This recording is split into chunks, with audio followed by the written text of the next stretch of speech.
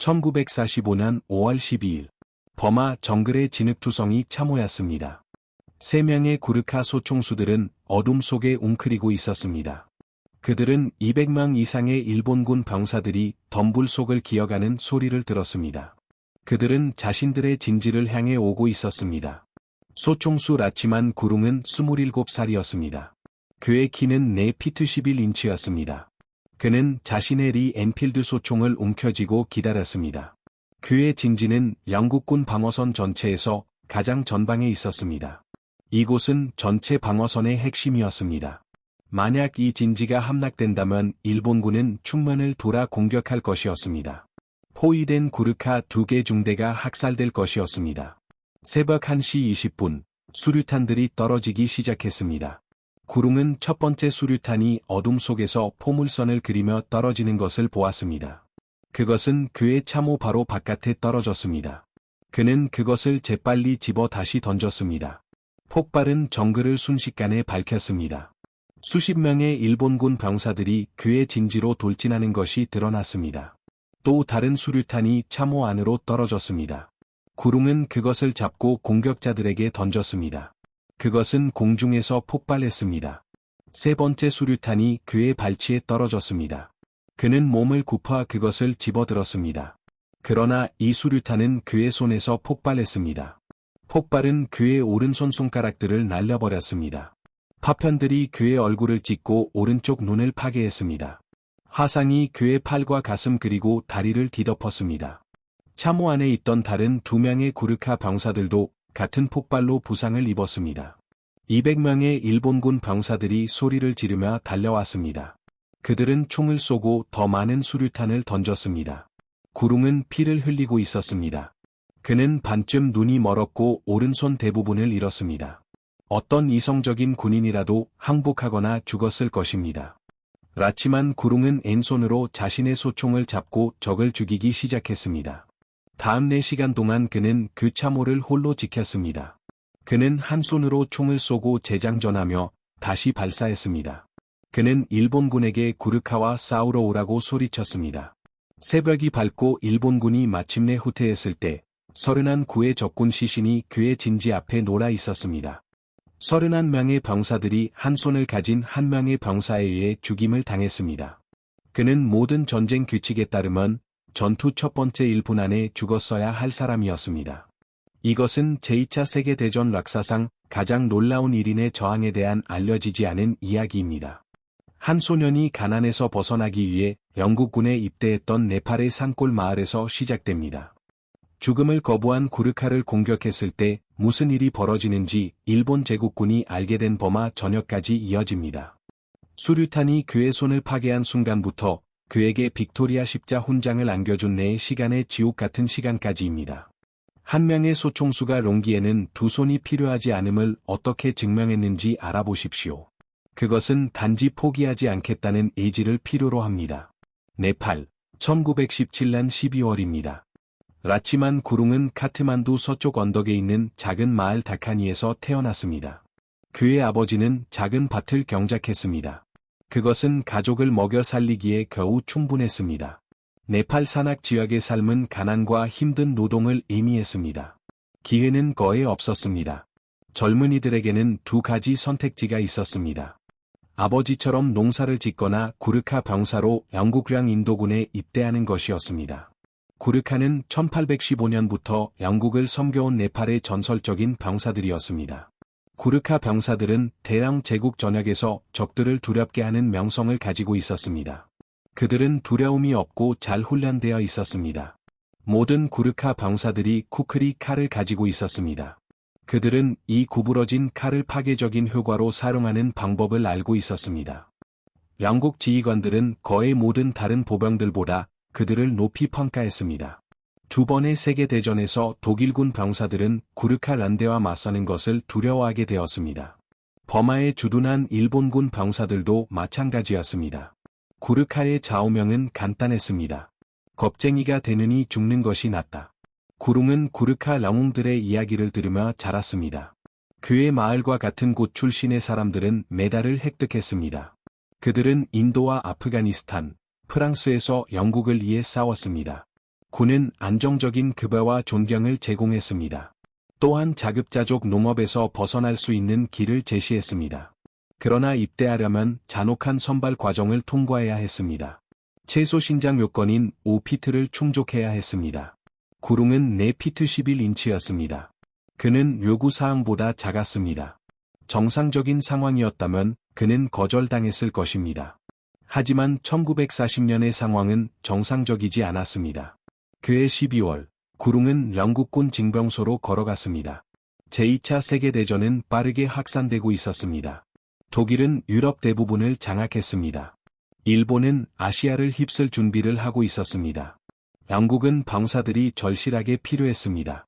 신장 요건은 조롱이 완화되었습니다. 구릉은 입대할 수 있었습니다. 그는 23살이었습니다. 그는 라덜번체 구르카 소총연대 4대대에 입대했습니다. 이곳은 영국령 인도군에서 가장 유명한 란대 중 하나였습니다.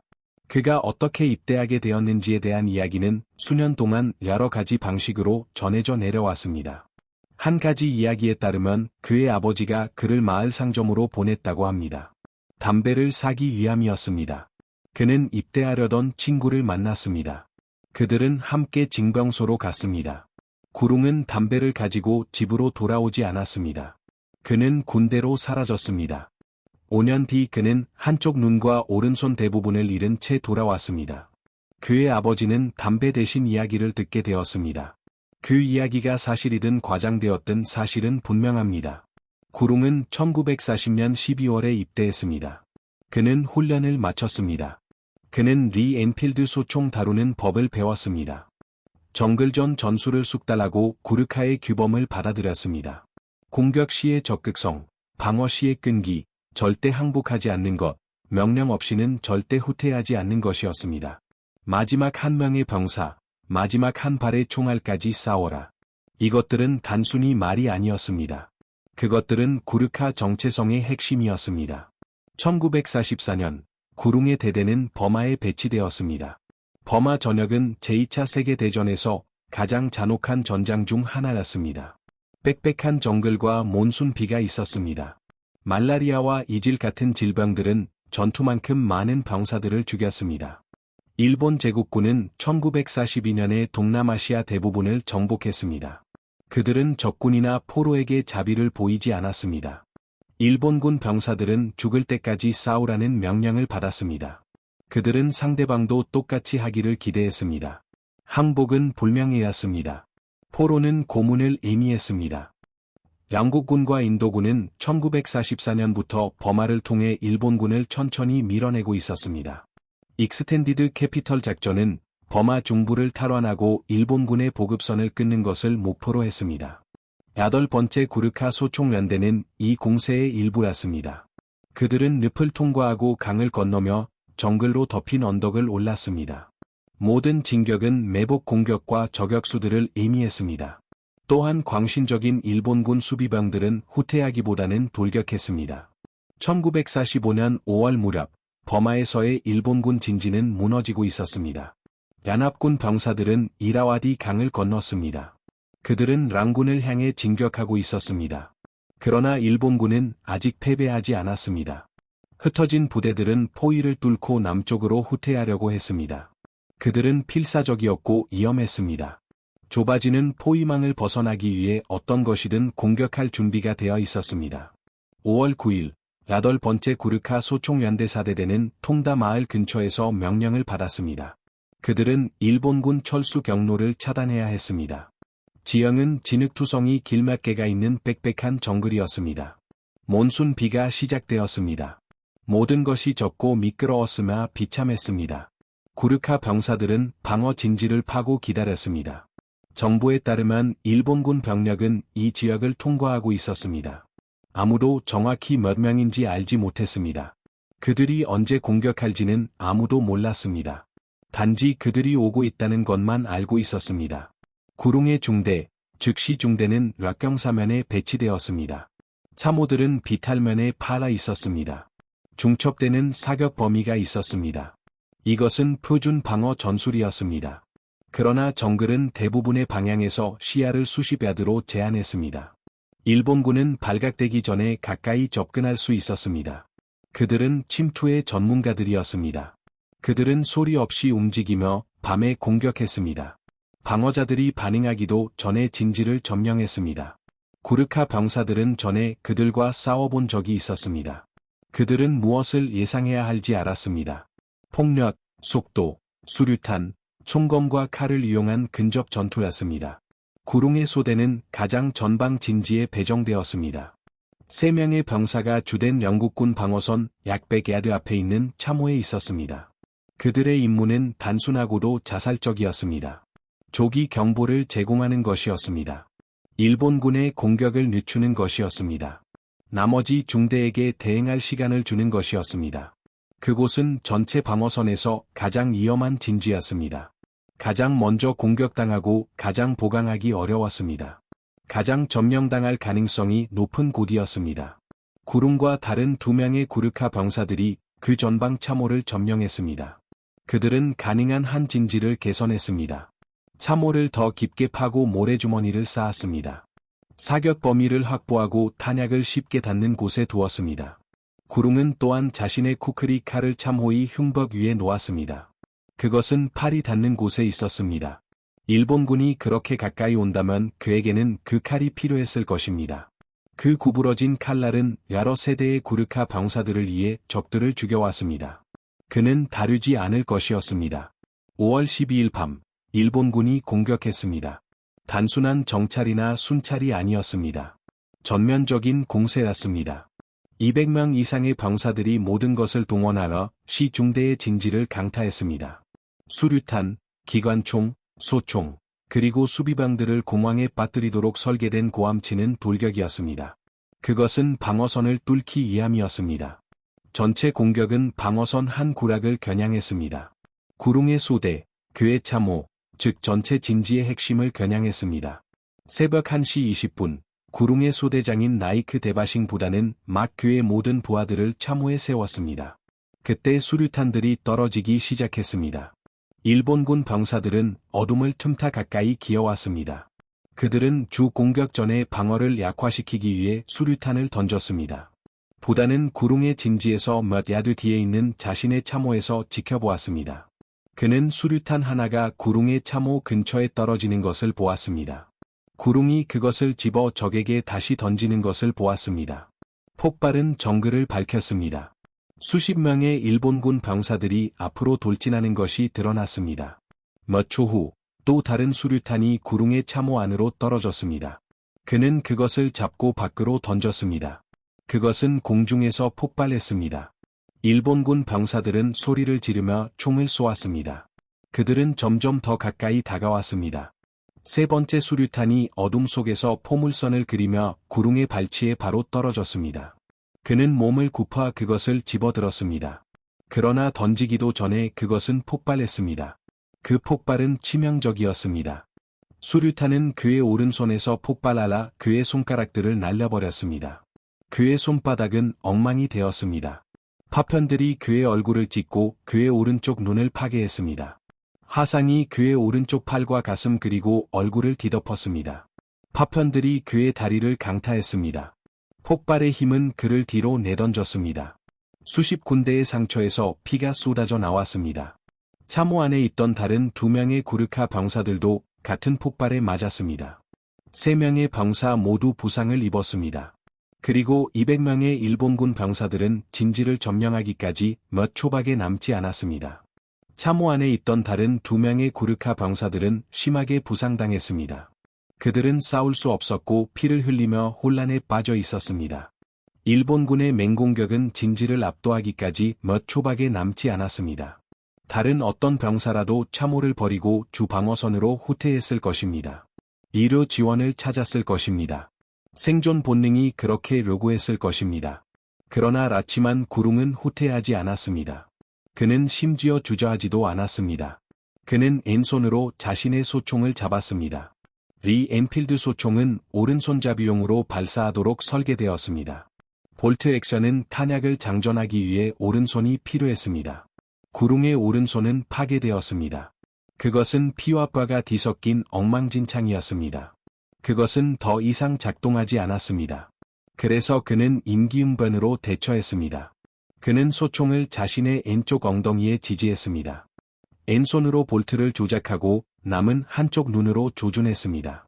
그리고 어둠 속에서 그에게 달려드는 그림자들을 향해 발사하기 시작했습니다. 일본군 병사들은 죽었거나 죽어가는 수비병들을 찾을 것으로 예상했습니다. 그들은 몇 초 안에 참호를 점령할 것으로 예상했습니다. 그들이 발견한 것은 대신 구르카 소총수였습니다.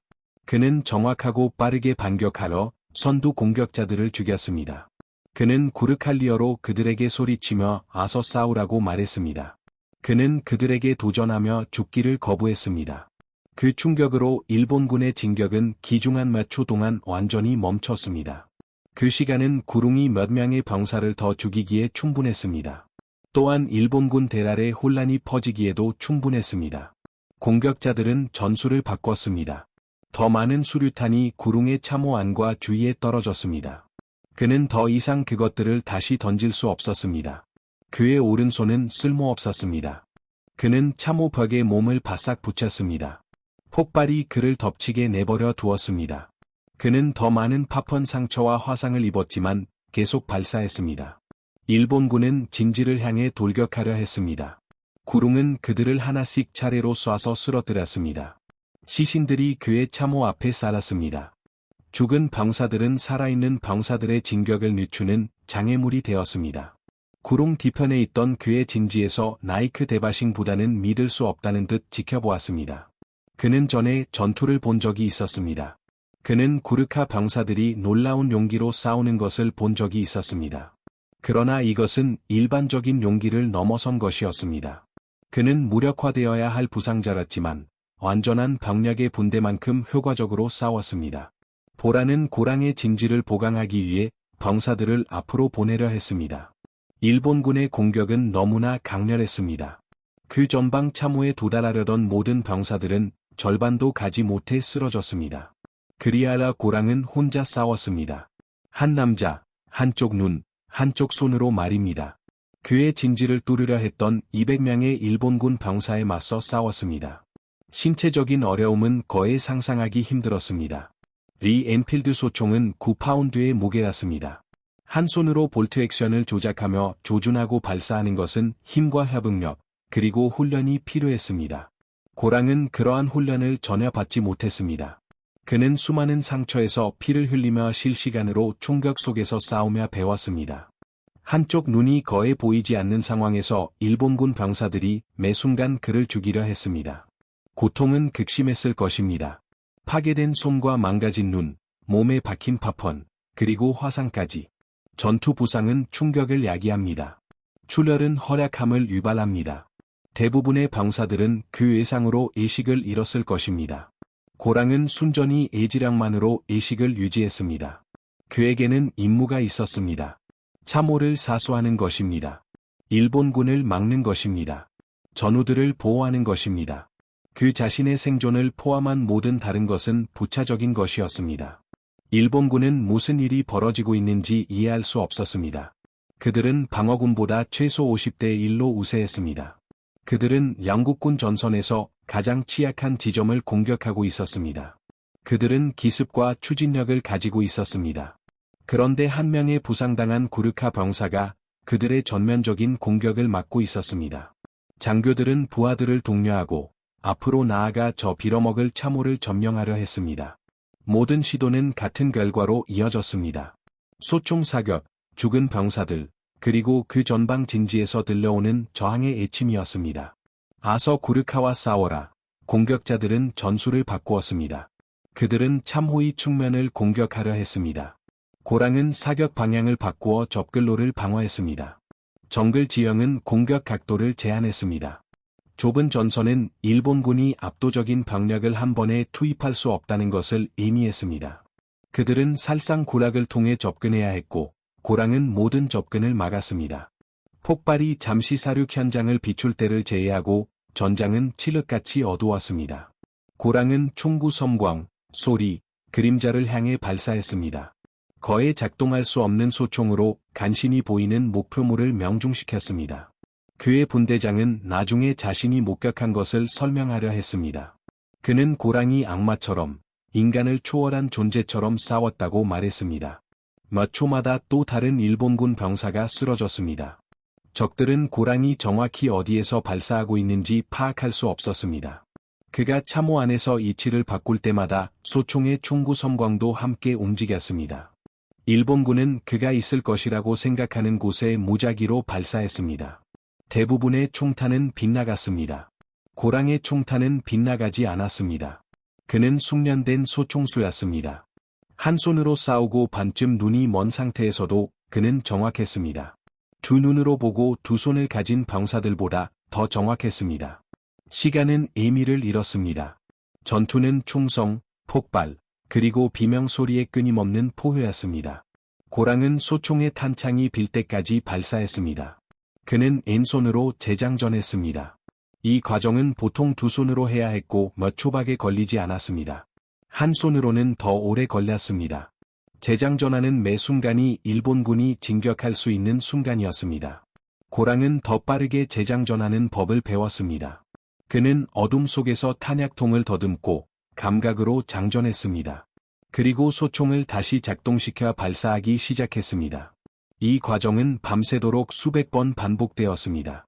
일본군은 더 많은 수류탄을 던졌습니다. 고랑은 그 모든 것을 피할 수는 없었습니다. 더 많은 파편 상처, 더 많은 고통이 뒤따랐습니다. 그는 계속 싸웠습니다. 출혈로 인해 그는 약해지고 있었습니다. 충격과 부상으로 시야가 흐려지고 있었습니다. 그는 자신이 희미해지는 것을 느낄 수 있었습니다. 하지만 일본군은 여전히 공격하고 있었습니다. 만약 그가 싸움을 멈추면 그들은 돌파할 것입니다. 그의 전우들은 죽을 것입니다. 그 생각은 받아들일 수 없었습니다. 그는 또 한 발, 또 한 발, 그리고 또 한 발을 발사했습니다. 탄약이 부족해졌습니다. 고랑은 소총탄의 기본 장전량으로 전투를 시작했습니다. 탄약 주머니에 50발, 소총에 10발이 있었습니다. 그는 꾸준히 발사하고 있었습니다. 각 사격은 중요했습니다. 그는 총알을 낭비할 수 없었습니다. 하지만 일본군이 거리를 좁히도록 내버려둘 수도 없었습니다. 그것은 먼 날 일을 걷는 듯한 계산이었습니다. 그들을 막아낼 만큼 충분히 쏘아야 했습니다. 새벽이나 지원군이 도착할 때까지 싸울 만큼 충분히 아껴야 했습니다. 그는 남은 탄약이 얼마나 되는지 알 수 없었습니다. 그는 소총이 빌 때까지 계속 발사했습니다. 그리고 재장전한 뒤 다시 발사했습니다. 새벽 3시경, 일본군의 공격 강도는 더욱 거세졌습니다. 이것은 절망적인 공격이 아니었습니다. 이는 조직적인 공세였습니다. 장교들은 부하들을 독려하러 한 번 더 돌파를 시도했습니다. 그들은 여러 각도에서 고랑의 진지를 공격했습니다. 수류탄을 던지고 기관총을 발사하며 전진했습니다. 사상자를 감수하면서 1시간 넘게 자신들을 막아선 단 하나의 방어 진지를 점령하려 했습니다. 고랑은 같은 반응으로 그들을 맞섰습니다. 그것은 바로 소총 사격이었습니다. 통제되고 정확하며 무자비했습니다. 그는 이제 순수한 본능으로 움직였습니다. 훈련이 너무 깊이 배어들어 그의 몸은 의식적인 생각 없이 동작을 수행했습니다. 조준, 발사. 볼트 조작, 조준, 발사. 그의 왼손은 자동적으로 움직였습니다. 그의 눈은 목표물을 추적했습니다. 그의 소총은 또다시 계속해서 불을 뿜었습니다. 일본군 방사들이 쓰러졌습니다.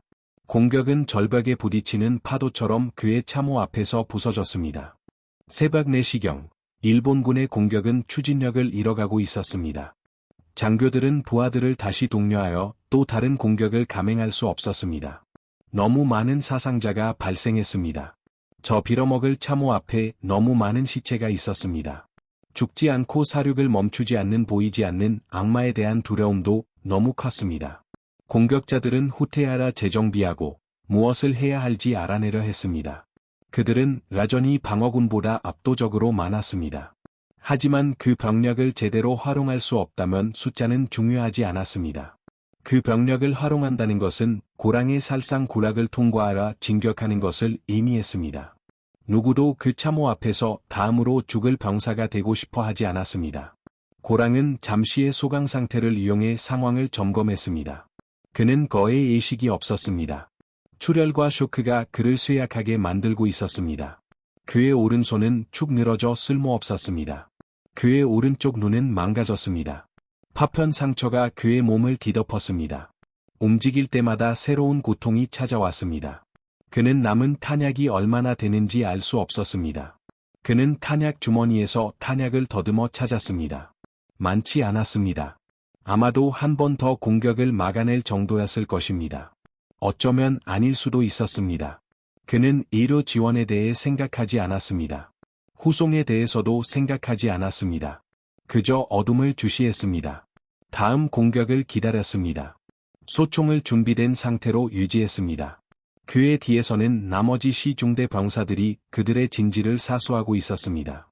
그들은 고랑의 참호에서 벌어지는 전투 소리를 들을 수 있었습니다. 그들은 지원 사격을 제공하려 했지만 어둠과 정글이 그들이 할 수 있는 것을 제한했습니다. 나이크 데바싱 보라는 상황을 중대장에게 보고했습니다. 한 소총수가 홀로 전방 초소를 지키고 있었습니다. 그는 심하게 부상당했지만 여전히 싸우며 일본군의 전면적인 공격을 막고 있었습니다. 중대장은 처음에는 믿지 않았습니다. 그러고 나서 그는 사격 패턴에 귀를 기울였습니다. 그 전방 진지에서 들려오는 단발 소총 사격은 통제되고 정확했습니다. 여전히 사수하고 있었고 여전히 싸우고 있었습니다. 지원군은 고랑에게 도달할 수 없었습니다. 일본군은 그의 참호와 주 전선 사이의 땅을 장악하고 있었습니다. 어떤 구호 시도도 전멸할 것이었습니다. 그래서 고랑은 혼자 남았습니다. 수적으로 날새였고 부상당했으며 탄약도 떨어져 가고 있었습니다. 그러나 그는 여전히 버티고 있었습니다. 일본군은 이 한 지점을 돌파하기 위해 모든 병력을 투입했습니다. 그들은 실패했습니다. 한 남자가 그들을 막아낸 것입니다. 모든 합리적인 평가에 따르면 그는 전투 시작 첫 몇 분 안에 죽었어야 할 사람이었습니다. 새벽이 다가오자 일본군은 마지막 공격을 시도했습니다. 이것은 절망적인 공격이었습니다. 그들은 날이 밝기 전에 돌파해야 했습니다. 연합군 항공기가 그들을 발견하기 전에, 지원군이 도착하기 전에 말입니다. 그들은 남은 힘을 모아 고랑의 진지를 향해 다시 한번 돌격했습니다. 소리를 지르며 가진 모든 것을 발사했습니다. 많은 수가 죽을 것을 받아들이면서도 순전히 수적인 우위가 마침내 그 단 한 명의 방어자를 압도할 것이라고 믿었습니다. 라치만 고랑은 마지막 남은 탄약으로 그들을 맞섰습니다. 그는 소총이 빌 때까지 발사했습니다. 그리고 그는 자신의 쿠크리 칼을 움켜쥐었습니다. 모든 구르카 병사가 지니고 다니는 구부러진 칼이었습니다. 일본군이 그의 참호에 도달한다면 그는 칼로 그들을 죽일 것이었습니다. 한 손으로 반쯤 눈이 먼 채 피를 흘리면서도 말입니다. 그들이 그를 죽이거나 그가 그들을 모두 죽일 때까지 그는 칼로 싸울 것이었습니다. 겁쟁이가 되기보다는 죽는 것이 나았습니다. 하지만 일본군의 공격은 그의 참호에 도달하기 전에 무너졌습니다. 최종 돌격은 흔들렸습니다. 공격자들이 쓰러졌습니다. 생존자들은 정글 속으로 후퇴했습니다. 새벽이 밝아오고 있었습니다. 그들을 숨겨주던 어둠이 사라지고 있었습니다. 남아있는 것은 개활지에서 붙잡히는 것을 의미했습니다. 연합군 항공기와 포병에 의해 학살당할 것이었습니다. 일본군은 철수했고 정글 속으로 사라졌습니다. 그들은 전사자들을 남겨둔 채 몇 분 안에 점령했어야 할 진지에서 후퇴했습니다. 5월 13일 해가 떠오르자 나이크 데바싱 보라와 다른 구르카 병사들이 고랑의 참호로 달려갔습니다. 그들은 그가 죽었을 것이라고 예상했습니다. 그렇게 심하게 부상당한 채 그토록 격렬한 공격 속에서 그렇게 오래 살아남을 수 있는 사람은 없었습니다. 그러나 라치만 고랑은 살아 있었습니다. 그는 간신히 참호에 앉아 있었습니다. 빈 탄피들에 둘러싸인 채 소총은 그의 무릎 위에, 쿠크리 칼은 손이 닿는 참호 방벽 위에 놀아 있었습니다.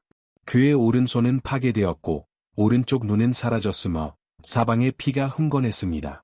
그는 여전히 의식이 있었고 여전히 정글을 지켜보고 있었습니다. 일본군이 돌아오면 다시 싸울 준비가 되어 있었습니다. 보라와 다른 병사들은 그를 참호에서 끌어냈습니다. 그에게 물을 주고 상처에 야전 붕대를 감아주었습니다. 피해는 치명적이었습니다. 그의 오른손은 다시는 기능할 수 없을 것이었습니다. 그의 오른쪽 눈은 사라졌습니다. 파편 상처가 그의 몸을 뒤덮었습니다. 하상도 치료가 필요했습니다. 그는 엄청난 양의 피를 흘렸습니다. 하지만 그는 살아있었고 그의 참호는 사수되었습니다. 일본군은 돌파에 실패했습니다. 한소 총수가 그들을 통과시키기를 거부했기 때문에 시중대 전체의 방어선은 그대로였습니다. 이로 후송은 빠르게 이루어졌습니다. 고랑은 후방으로 이송되었습니다. 아전 액과의사들이 그를 몇 시간 동안 치료했습니다. 그들은 그의 생명을 구했지만 그의 손이나 눈은 구할 수 없었습니다. 손은 절단되었습니다. 그의 오른손이 있던 자리에는 그저 절단된 부위만 남아 있었습니다. 오른쪽 눈은 영구적으로 실명했습니다.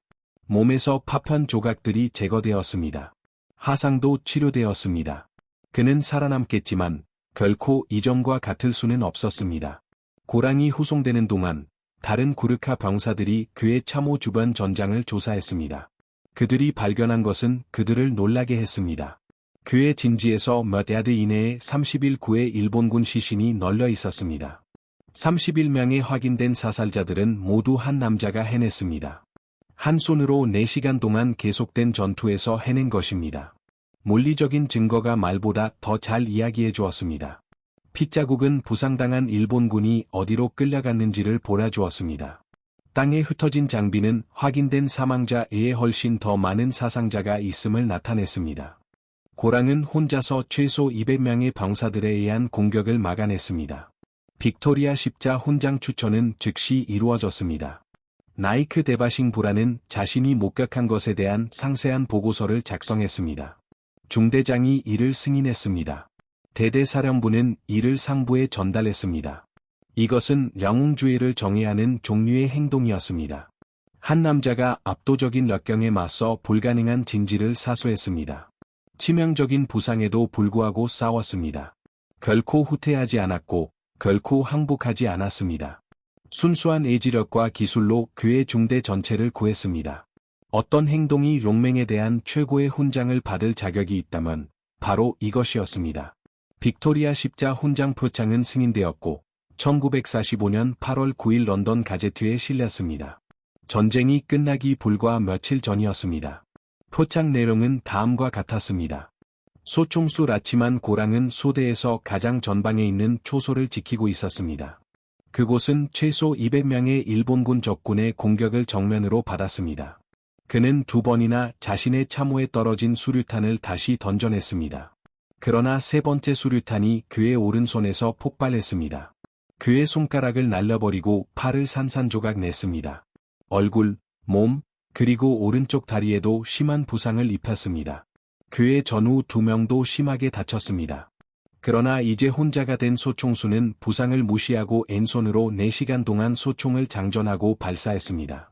그는 각 공격을 침착하게 기다렸고 근거리 사격으로 맞섰습니다. 나중에 부상자들이 집계되었을 때 그의 진지 주변에서 31구의 일본군 시신이 발견되었다고 합니다. 그는 한쪽 팔만으로 이들을 사살했습니다. 포상 내령은 구룽이 겪었던 끔찍한 일을 완전히 담아내지 못했습니다.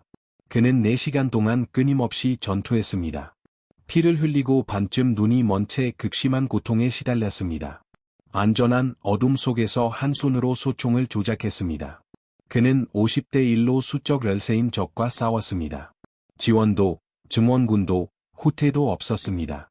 오직 예무와 롱기, 그리고 구르카의 규율만이 있었습니다. 겁쟁이가 되느니 죽는 것이 낫다는 정신이었습니다. 구룽은 군 병원에서 회복했습니다. 그가 치료를 받는 동안 전쟁은 끝났습니다. 일본은 8월에 항복했습니다. 버마 전역은 마무리되었습니다. 구룽은 다시는 전투에 참여하지 않았습니다. 그의 전투의 날들은 끝났습니다. 그러나 그의 인생은 아직 끝나지 않았습니다. 그는 한쪽 눈과 한 손을 잃은 채 네팔의 고향 마을로 가족에게 돌아왔습니다. 그는 양연방 최고의 군사 훈장인 빅토리아 십자 훈장을 가지고 있었습니다. 오직 13명의 구르카만이 그 훈장을 받았습니다. 구룽도 그 중 한 명이었습니다. 전쟁 이후의 삶은 어려웠습니다. 그는 한 손으로 효과적으로 농사를 지을 수 없었습니다. 영국 정부는 빅토리아 십자 훈장 수훈자들에게 적은 연금을 지급했습니다. 그것은 충분하지 않았습니다. 구룽은 수년 동안 재정적으로 어려움을 겪었습니다. 그는 결혼하라 아이들을 낳았고 평범한 삶을 살려고 노력했습니다. 그러나 그는 네팔에서 유명인이었습니다. 그는 31명의 일본군 병사를 죽인 한손 구르카였습니다. 사람들은 그를 매우 존경했습니다. 아이들은 학교에서 그의 이야기를 배웠습니다. 그는 구르카 롱기에 살아있는 상징이 되었습니다. 1995년 퉁다에서의 전투 50년 후 구룽은 빅토리아 십자 훈장 기념 행사를 위해 런던으로 초대되었습니다. 그는 영국을 방문하러 다른 빅토리아 십자 훈장 수훈자들을 만났습니다. 엘리자베스 2세 여왕으로부터 양해를 얻었으며 임페리얼 전쟁 박물관의 행사에 참석했습니다. 사람들은 그의 이야기를 듣고 싶어 했습니다. 그가 어떻게 그런 일을 해냈는지 이해하고 싶어 했습니다. 구룽의 답변은 항상 간단했습니다. 구룽은 자신이 구르카라고 의무가 있었으며 해야 할 일을 했다고 말했습니다. 그는 남은 평생을 네팔에서 살았습니다. 영국 정부는 결국 구르카 참전 용사들을 위한 연금을 인상했습니다. 구룽은 말년에 더 나은 지원을 받았습니다. 그는 구르카 복지를 위한 옹호자가 되었습니다. 나이든 참전 용사들을 돌볼 필요성에 대해 이야기했습니다. 그는 네팔 병사들이 여러 세대 동안 영국에 충실히 복무했음을 사람들에게 상기시켰습니다. 그들은 존경과 지원을 받아야 한다고 강조했습니다. 그의 목소리는 영향력이 있었습니다. 그는 살아있는 전설이자 빅토리아 십자 훈장 수훈자였습니다. 그는 의심할 여지 없이 용기를 증명한 사람이었습니다. 라치만 구룽은 2010년 12월 12일에 사망했습니다. 그의 나이는 92살이었습니다. 그의 죽음은 네팔과 영국 전역에서 애도되었습니다. 언론사들은 그의 서거를 보도했습니다. 군부대들은 그의 기억을 기렸습니다. 그는 힌두교 전통에 따라 화장되었습니다. 그의 빅토리아 십자 훈장은 미래 세대를 위해 보존되었습니다. 그의 단독 전투 이야기는 부고와 추모 기사에서 다시 전해졌습니다. 한 소총병이 어떻게 불가능했을 일을 해냈는지에 대한 이야기였습니다. 롱기와 에무가 부상과 낙경을 어떻게 극복했는지에 대한 이야기였습니다. 구르카 한 명이 겁쟁이가 되느니 죽는 것이 낫다는 말이 실제로 무엇을 의미하는지 세상에 보여주었습니다. 그의 유산은 여러 가지 방식으로 지속되고 있습니다. 현재 인도 육군의 일부인 8번째 구르카 소총대는 모든 신병에게 그의 이야기를 가르칩니다. 젊은 구르카들은 구룽이 이전 세대의 영웅들에 대해 배운 것과 같은 방식으로 라치만 구룽에 대해 배웁니다. 그 순환은 계속됩니다. 영국 인체스터의 구르카 박물관은 구룽의 전투에 대한 정보를 전시합니다. 방문객들은 그의 빅토리아 십자 훈장 내용을 읽고 그의 사진을 보며 1945년 5월 그날 밤 그가 이룬 일을 이해할 수 있습니다. 그러나 아마도 가장 중요한 유산은 그의 이야기가 나타내는 것입니다. 라치만 구룽은 초인적인 존재가 아니었습니다. 그는 키가 더 큰 병사들을 선호하는 세상에서 5피트의 키였습니다. 그는 네팔의 가난한 농가 출신이었습니다. 그는 특별한 이점도, 엘리트 훈련도, 고급 무기도 없었습니다. 그에게는 에무와 롱기, 그리고 모든 본능이 도망치라고 애칠 때도 버텨낼 의지가 있었습니다. 포기하는 것이 완전히 정당화될 때도 포기하기를 거부했습니다. 그날 밤 그의 진지를 공격했던 일본 병사들은 겁쟁이가 아니었습니다. 그들은 노련한 전투원들이었습니다. 그들은 아시아의 대부분을 정복했습니다. 그들은 광적인 결단력으로 싸웠습니다. 그들은 구름보다 훨씬 많았습니다. 그들에게는 한 가지를 제외하고 모든 전술적 이점이 있었습니다. 그들의 길에 구르카가 없었습니다. 그리고 그 한 명의 구르카는 그들이 지나가는 것을 거부했습니다. 죽음을 거부했습니다. 예물을 저버리기를 거부했습니다. 일본군은 그것을 이해할 수도, 극복할 수도, 뚫고 나아갈 수도 없었습니다. 200명의 병사들이 단순히 포기하지 않는 한 명의 부상당한 병사에 의해 저지되었습니다. 현대 병사들은 군사학교에서 구룽의 전투를 연구합니다. 그들은 그것의 심리를 이해하려고 노력합니다. 그들은 그가 해낸 일을 가능하게 한 요인들을 정량화하려고 노력합니다. 진실은 분석보다 간단합니다. 구룽은 훈련받은 병사였습니다. 그는 용감했습니다. 그는 전우들에게 헌신했습니다. 순간이 왔을 때 그는 고르카들이 항상 해왔던 일을 했습니다. 그는 싸웠습니다. 그는 확률을 계산하거나 대안을 고려하지 않았습니다. 그에게는 임무가 있었습니다. 참호를 사수하는 것이었습니다. 그는 그것을 지켜냈습니다. 다른 모든 것은 중요하지 않았습니다. 신체적인 어려움만으로도 그를 멈추게 했을 것입니다. 한 손으로 볼트 액션 소총을 조작하는 데는 양손이 필요합니다. 장전에도 양손이 필요합니다. 한쪽 눈으로 칠흑 같은 어둠 속에서 정확히 조준하는 것은 거의 불가능합니다. 치명적인 부상과 출혈 속에서 의식을 유지하는 것은 의학적 기대를 벗어나는 일입니다. 구룽은 이 모든 것을 해냈습니다. 그가 무적이었기 때문이 아니라 어떤 대안도 받아들이지 않았기 때문입니다. 그가 그 안에 있었기 때문에 참호는 지켜질 것이었습니다. 그가 허락하지 않았기 때문에 일본군은 지나가지 못할 것이었습니다. 간단했습니다. 구름과 같은 행동을 이상현상, 즉 일반 병사들이 제한할 수 없는 불가능한 위협으로 보는 유혹이 있습니다. 그러나 구름은 그러한 해석을 거부했을 것입니다. 그는 자신을 의무를 다하는 평범한 고르카로 여겼습니다. 특별한 것도 초인적인 것도 아니었습니다. 그저 포기하기를 거부한 소총병일 뿐이었습니다. 미래 세대에게 그의 메시지는 분명했습니다. 용기는 두려움이 없는 것이 아닙니다. 그것은 두려움에도 불구하고 싸우는 것입니다. 의무는 쉬울 때 명령을 따르는 것이 아닙니다. 그것은 불가능할 때 당신의 일을 하는 것입니다. 망해는 이기는 것이 아닙니다. 그것은 지기를 거부하는 것입니다. 라치만 구룽이 저항했던 참호는 더 이상 존재하지 않습니다. 버마의 정글이 그 언덕을 되찾았습니다. 전장은 사라졌습니다. 물리적인 증거는 시간과 날씨에 의해 침식되었습니다. 그러나 이야기는 남아 있습니다. 그것은 고르카 란데들을 통해 전해지고 신방들에게 가르쳐집니다. 락사가들에게 기억되며 영국과 네팔에서 기념되고 있습니다. 31명의 죽은 일본군 병사들. 4시간의 지옥. 한 손, 한쪽 눈, 단순히 죽지 않으려 했던 한 명의 고르카. 사람들이 그가 어떻게 해냈는지 물을 때 그 답은 간단하면서도 심오합니다. 그는 고르카였습니다. 겁쟁이가 되느니 죽는 것이 낫습니다.